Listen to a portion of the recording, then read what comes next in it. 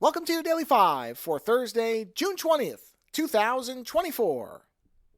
You may have seen mention here or there that there was an update, I want to say a week or two ago, to Adobe's terms of service that govern their creative cloud products that included some language that people were not happy about. Now, I did not read every word of the terms of service because I'm not a lawyer, so I'm relying on others' interpretation, and there is some level of interpretation here.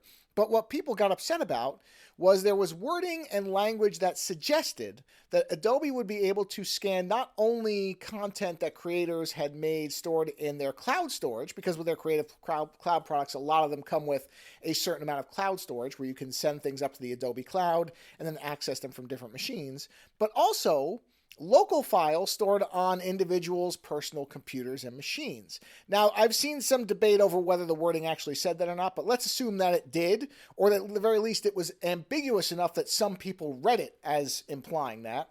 And there was an immediate amount of blowback to that because a lot of people felt like, obviously people are very sensitive about the idea of AI ingesting their images and using their artwork anyway, and Adobe has positioned their Firefly AI tool as an ethical approach to that. But also, let's be honest, there is no such thing as a purely 100% ethical AI model. I mean, I do think Adobe is making an effort, but it doesn't mean it's going to be foolproof.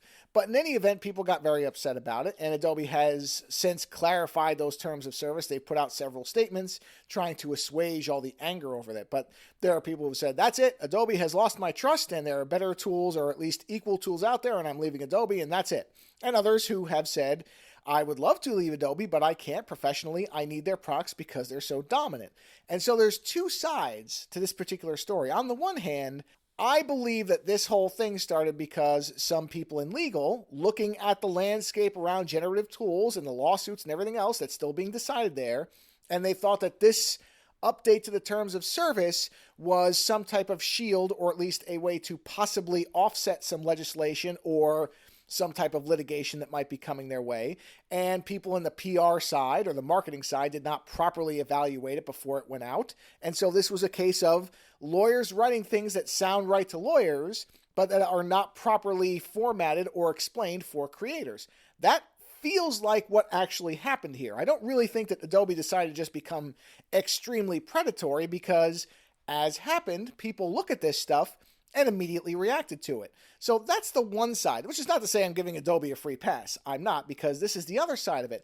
I'm actually kind of glad this happened. This is actually, in some ways, to me, a good thing, because Adobe is in an extremely dominant position in terms of creative tools.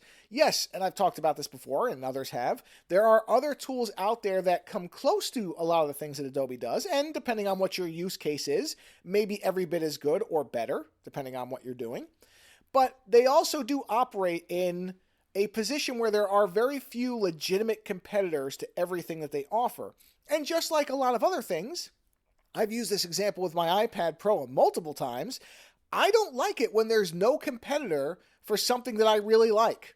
Even though I like a lot of Adobe tools, I use many of them on a daily basis, I don't think it's a good thing that there is no one out there who feels like they are occupying the same space, because when there isn't, that's when companies start to do things that are predatory, whether they really intend to or not, when there is no pushback, when there is no accountability, when there is no one else who might actually threaten their position, they do tend to start to do things that become anti-consumer.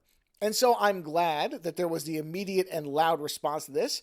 I'm happy to see that Adobe responded to it and didn't just ignore it.